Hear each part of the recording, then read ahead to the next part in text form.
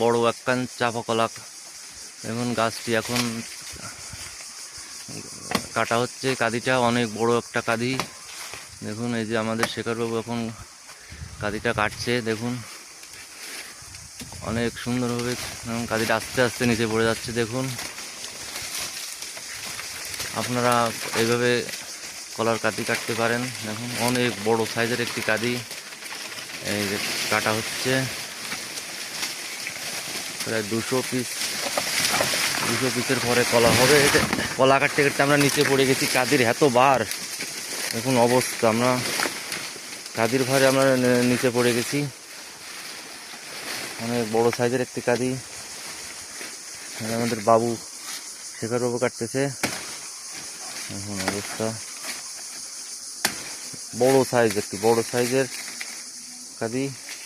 ও কলা কতগুলো হবে এতে? নর্মাল 250-300 কলা, 250-300 পিসের মতো কলা আছে। এখন অবস্থা। ভিডিওটা যদি ভালো লাগে লাইক সাবস্ক্রাইব করে দেবেন। ধন্যবাদ।